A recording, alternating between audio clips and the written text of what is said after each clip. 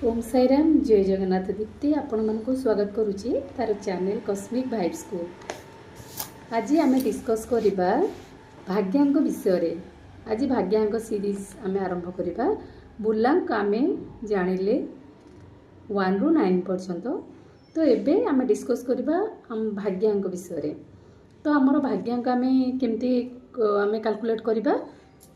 Suppose आमर date of birth है 30/11/1983। तो आम कौन करवा प्रति नंबर को आम कैलकुलेट करवा। 30 3 + 0 नवेम्बर 11 मास +1 +1 1983 +1 +9 +8 +3।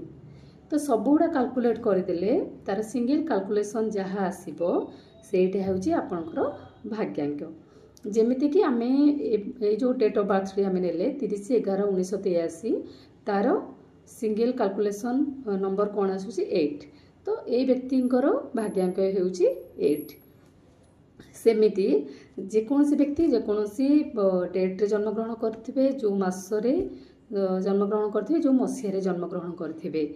तो डेट ऑफ बर्थ नंबर, मासर नंबर आउ मसियार नंबर सब गुड़ा से कैलकुलेशन करेंगे, प्लस करेंगे तार सिंगल डिजिट जहाँ आसो सेटा होची आपनकर भाग्यांक। मूलांक तो केवल डेट ऑफ बर्थ। तो आज आम स्टार्ट करवा मूलांक 1 थिबा व्यक्ति मानक विषय। तो मूलांक 1 थिबा व्यक्ति माने केमिति नेचर और से माने को वे रे से माने गले सक्सेस हो पारे लाइफ रे, से मानको कौन करवा उचित कौन न करवा उचित से प्रति ध्यान देवे। चलतु से विषय आम डिस्कस करवा। यही भाग्यांक 1 थिबा व्यक्ति माने एमाने नेचुरल लीडरशिप लेके आसी थांदी। माने एमानको नेचुरल बॉर्न लीडर कुहाजिबो। एमाने बहुत आत्मनिर्भरशील होइतांती आउ बहुत जोटा कि निज भितर माने कॉन्फिडेंट लेवल बहुत है। तो एमाने जेहेतु सन द्वारा नियंत्रित होइतांती तो एमाने नेतृत्व करथांती। निजर परिचय से माने निजे तैयारी करिथांती। से माने कहा ठारू किछि फॉलो ही करंतिनी। निजर आत्मनिर्भरशील बल रे से माने निजर परिचय चेष्टा करंती बनेबा पाई। तो सेमानक भितरे गोटे जिनस देखाई थाए कि मु एठी जन्म ग्रहण करिछि, मो निजेर परिचय निजे सृष्टि करिबा पाई, कहार सहायता रे नाही, निजे निजर परिचय निजर परिश्रम बल रे निजर चतुरतार बल रे मु मोर परिचय ठिया करिबी। एमानकर आत्मविश्वास बहुत, एमाने बहुत साहसी, जेकोसी काम करती निर्भीक भाव में काम करती। एमाने एमिति जड़े व्यक्तित्व जो माने कि अन्य माने मानकर कथारे अट्रैक्ट हो जाती। एमाने निजर इमोशन को सबुले निज भितर लुचेकी रखती। माने अन्य मानक देखाती कि मु जड़े किंग, मु हीरो, मते कौन सी भी दुख आसेनी, जिते भी जहाँ जदि भी किसी आसला से निज भितर एटा लुचेकी रखि थांती। एमाने बहुत हेल्पफुल थांती आउ निजे निजर बिजनेस तैयारी करिवार कैपेबिलिटी एमानक पाखरे अछि। एमाने बहुत इनोवेटिव होइथांती आउ ओरिजिनल थिंकर होइथांती। माने प्रैक्टिकल जिंस को एमाने एक्सेप्ट करंती। एमाने ओवर थिंकिंग रे विश्वास करंती नहीं बा जानती नहीं। एमाने जो जिंस भी करंती सेटा प्रैक्टिकली केमते अचीव करिवे से जिंस रे ही बिलीव करंती। आउ एमान को जो भी काम करती सेटा को पूर्ण निश्चिंत करती। एमाने कहार माने एडवाइस कि सजेशन को टिके लेट रे ग्रहण करती किंबा करिवा पई भी माने पसंद करती नहीं। माने डिसिप्लिन हे थांती, बहुत माने भल व्यक्तित्व कहले माने हे थांती। एमानकर आत्मसम्मान बहुत दरकार आउ एमाने बहुत दृढ़वादी होता। माने दृढ़ नेतृत्व एमाने नहीं पारंती। एबे चलंतु जानिबा ଏମାନଙ୍କର କ୍ୟାରିୟର ବା ପ୍ରଫେସନ୍ ଏମାନେ କେଉଁ ୱେରେ ଗଲେ ଏମାନେ ସକ୍ସେସଫୁଲ୍ ହେଇପାରିବେ।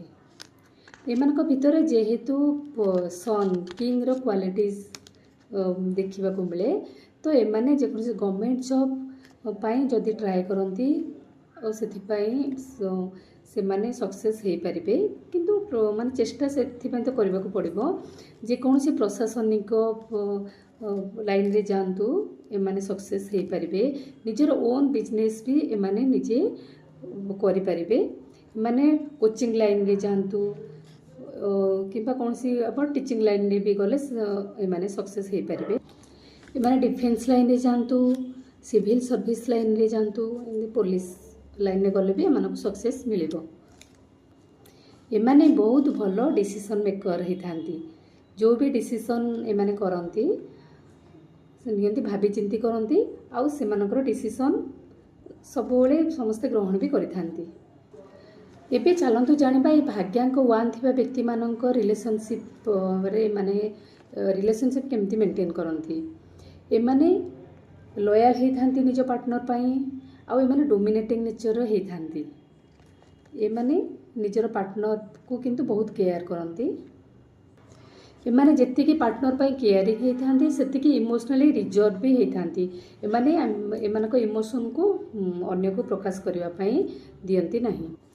ଏମାନଙ୍କୁ ଆମେ କୌଣସି ଆଙ୍ଗର ୱେରେ କିମ୍ବା ଆଗ୍ରେସିଭ୍ ୱେରେ କୌଣସି କଥା କହିଲେ କି କାମ କରିବାକୁ ଦେଲେ ଏମାନଙ୍କ ଦ୍ୱାରା ହେଇପାରିବ ନାହିଁ।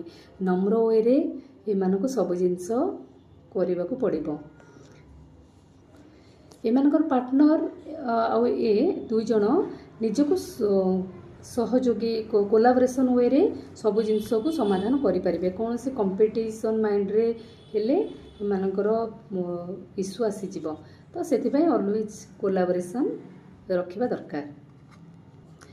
ଏମାନଙ୍କର ଭାଗ୍ୟାଙ୍କ 1 ତ ଏମାନଙ୍କୁ ମାନେ କେଉଁ ଭାଗ୍ୟାଙ୍କ କମ୍ପାଟେବଲ୍ ହେବ 1, 3, 5, 6 ଏମାନଙ୍କ ପାଇଁ କମ୍ପାଟେବଲ୍ ଭାଗ୍ୟାଙ୍କ ରହିବ। ତ ଏମାନଙ୍କ ପାଇଁ ଚ୍ୟାଲେଞ୍ଜିଂ ରହିବ 4 ଆଉ 8। ଚାଲନ୍ତୁ ଜାଣିବା ଏମାନଙ୍କର ମନି କେମିତି ମାନେ ଇନକମ୍ କରିବାରେ ସକ୍ସେସ୍ ମାନେ ହେଇପାରିବେ। ଏମାନେ କେବେ ଅନ୍ୟ ଉପରେ ଡିପେଣ୍ଡ କରନ୍ତିନି। ନିଜର କଠିନ ପରିଶ୍ରମ ମାଧ୍ୟମରେ ହିଁ ଏମାନେ ନିଜର ମନି ଅର୍ନ କରନ୍ତି କିମ୍ବା ଆଗକୁ ନେଇପାରନ୍ତି। ଏମାନଙ୍କର ଇନକମ୍ର ସୋର୍ସେସ୍ 30 ପରେ ହିଁ 35 ପରେ ହିଁ ଏମାନଙ୍କର ଅଧିକ ହୋଇଥାଏ। ଏମାନେ ଅଧିକ ମନି ଆଟ୍ରାକ୍ଟ କରିପାରିବେ ଯେତେବେଳେ କି ଏମାନେ କନଫିଡେଣ୍ଟଲି ବହୁତ ହାଇ ରହିବେ। ତ ବେଳେବେଳେ ଏମାନଙ୍କ ପାଖକୁ ଅପରଚ୍ୟୁନିଟି ବହୁତ ଆସିବ କିମ୍ବା ଆସିଥାଏ, କିନ୍ତୁ ଏମାନଙ୍କର ଇଗୋ କ୍ଲାସ୍ ନେଚର୍ ଯୋଗୁଁ ସେଇଟାକୁ ସେମାନେ ହରାଇଥାନ୍ତି। ତ ସେଥିପ୍ରତି ଏମାନେ ଟିକେ ଧ୍ୟାନ ଦେବ। ଏମାନଙ୍କ ପାଇଁ ଲାଇଫ୍ରେ ଟିକେ ଚ୍ୟାଲେଞ୍ଜିଂ ରହିଥାଏ କ'ଣ, ଯେଉଁଟା ଏମାନଙ୍କର ଟିକେ ଯେଉଁଟା ଇଗୋ କ୍ଲାସେସ୍ ନେଚର୍ ରହୁଛି ସେଥିପାଇଁ ଟିକେ ବେଳେବେଳେ ଚ୍ୟାଲେଞ୍ଜିଂ ରହିଯାଇଥାଏ ସିଚୁଏସନ୍। ତାପରେ ଏମାନେ ଅନ୍ୟର ଆଡ଼ଭାଇସ୍କୁ ଏମାନେ ଗ୍ରହଣ କରିବା ପାଇଁ ଡିଫିକଲ୍ଟ ଏମାନଙ୍କ ପକ୍ଷରେ ହେଇଥାଏ। ତ ସେଥିପାଇଁ ଟିକେ ଏମାନଙ୍କୁ ଦେଖିବାକୁ ଅଧୈର୍ଯ୍ୟ ବି ଏମାନେ ହେଇଯାନ୍ତି ଆଉ ବେଳେବେଳେ ମାନେ ରାଗି ବି ହେଇଥାନ୍ତି। ତ ଯେଉଁଟାକି ଆପଣଙ୍କର ସିଚୁଏସନ୍କୁ ବେଳେବେଳେ ମାନେ ଆପଣଙ୍କର ଯେଉଁଟାକି ବ୍ଲଡ଼ ପ୍ରେସର୍ ପ୍ରୋବ୍ଲେମ୍ କରିଦେଇଥାଏ। ସେଥିପାଇଁ ଆପଣଙ୍କୁ ଏଥିପାଇଁ ଟିକେ ଦେଖିବାକୁ ପଡ଼ିବ। ଆପଣ କେବେ ଅନ୍ୟମାନଙ୍କ ଉପରେ ଡିପେଣ୍ଡ ହେବାକୁ ଚାହାନ୍ତି ନାହିଁ। ଅନ୍ୟମାନଙ୍କ ଉପରେ ଡିପେଣ୍ଡ କରିବାକୁ ଆପଣଙ୍କୁ ଭୟ ଲାଗେ। ସବୁବେଳେ ଯେହେତୁ ଆପଣ ବହୁତ ଆତ୍ମନିର୍ଭରଶୀଳ ସେଥିପାଇଁ ନିଜ କାମ ନିଜେ କରିବା କି ନିଜ ୱେରେ ହିଁ ଆପଣ କାମ କରିବାକୁ ବହୁତ ଭଲ ପାଆନ୍ତି। ଆପଣଙ୍କର ହେଲ୍ଥ ପ୍ରୋବ୍ଲେମ୍ ହେଲ୍ଥ ଇସ୍ୟୁ ଦେଖିବାକୁ ଗଲେ ଏ ଭାଗ୍ୟାଙ୍କ 1 ଥିବା ବ୍ୟକ୍ତିମାନଙ୍କର ଟିକେ ହେଡ଼େକ୍ ପ୍ରୋବ୍ଲେମ୍ ରହିବ, ମାଇଗ୍ରେନ୍ ପ୍ରୋବ୍ଲେମ୍, ବ୍ଲଡ଼ ପ୍ରେସର୍। ତ ତାପରେ ଆପଣଙ୍କର ଟିକେ ହିଟ୍ରୁ ନିଜକୁ ଟିକେ ଦୂରେଇ ରଖିବେ। ତ ଯେହେତୁ ଆପଣ ମାନେ ସନ୍ ଦ୍ୱାରା ନିୟନ୍ତ୍ରିତ ହେଉଛନ୍ତି ତ ସେଥିପାଇଁ ଏଇ ଜିନିଷ ଯେଉଁଟା ଇସ୍ୟୁ ରହିବ ହେଲ୍ଥ ପାଇଁ, ତ ସେଥିପାଇଁ ଟିକେ ଆପଣଙ୍କୁ କନସେନ୍ଟ୍ରେଟ୍ କରିବାକୁ ପଡ଼ିବ। ଆପଣ କ'ଣ କରିବା ଦରକାର, ସବୁବେଳେ ଆପଣ ଫେୟାର ୱେରେ ନିଜକୁ ନେଇ ଚାଲନ୍ତୁ। ଯେଉଁଟାକି ଆଗ୍ରେସିଭ୍ କିମ୍ବା ଇଗୋ ସେଇଟାକୁ ଟିକେ ଆପଣ ବାଲାନ୍ସ ରଖନ୍ତୁ। ସବୁବେଳେ ଆପଣ ପେସେନ୍ସର ସହିତ କାମ କରନ୍ତୁ। ଯେଉଁ ବି ରେସ୍ପନ୍ସିବିଲିଟି ନେଉଛନ୍ତି ତାକୁ କନଫିଡେଣ୍ଟଲି ହିଁ ନିଅନ୍ତୁ। ଆମେ ସବୁବେଳେ ଏଲ୍ଡରମାନଙ୍କୁ ତ ସମସ୍ତେ ସବୁବେଳେ ରେସ୍ପେକ୍ଟ ହିଁ ଦିଅନ୍ତି। ତ ସେଇଟା ହିଁ କରନ୍ତୁ। ଆପଣ କ'ଣ ନ କରିବା ଦରକାର, ମାନେ ଯେଉଁଟାକି ଆପଣଙ୍କ ସ୍ୱାସ୍ଥ୍ୟ ପକ୍ଷେ ଆପଣଙ୍କର ହାନିକାରକ ହେବ। ଆପଣ କେବେ ନିଜକୁ ଏକୁଟିଆ ରଖନ୍ତୁନି। ଆପଣ ନିଜର ଇମୋସନ୍କୁ ସପ୍ରେସନ୍ କରନ୍ତୁନି। ନିଶ୍ଚିନ୍ତ ଆପଣଙ୍କର ଯଦି ବି କିଏ ୱେଲ୍ ୱିଶର୍ସ ଅଛନ୍ତି ତ ସେମାନଙ୍କ ଆଗରେ ସେୟାର କରନ୍ତୁ ଯଦି ଠିକ୍ ଭାବୁଛନ୍ତି, କିମ୍ବା କିଛି ନହେଲେ ନାହିଁ ଭଗବାନଙ୍କ ଆଗରେ ହିଁ ଆପଣଙ୍କର ସବୁକିଛି କହିଦିଅନ୍ତୁ, ଯେଉଁଟାକି ଆପଣଙ୍କର ମାଇଣ୍ଡକୁ ରିଲାକ୍ସ ଲାଗିବ। ଭାବପ୍ରବଣତାକୁ ଆପଣ ଇମ୍ପୋର୍ଟାଣ୍ଟ ଦିଅନ୍ତୁନି। ନିଜର ଆରୋଗାନ୍ସକୁ କଣ୍ଟ୍ରୋଲ୍ କରନ୍ତୁ। ଆଉ ସବୁବେଳେ ସୂର୍ଯ୍ୟ ଦେବତାଙ୍କୁ ୱାଟର ଅଫର୍ କରନ୍ତୁ। ଆପଣଙ୍କ ପାଇଁ ଲକି ଡେଜ୍ ହେଉଛି ସଣ୍ଡେ। ଲକି ଆପଣଙ୍କର ଡେଟ୍ ହେଉଛି 1, 10, 28 ଆଉ 19। ଲକି କଲର୍ ହେଉଛି ରେଡ୍, ଅରେଞ୍ଜ ଆଉ ଗୋଲ୍ଡ କଲର୍।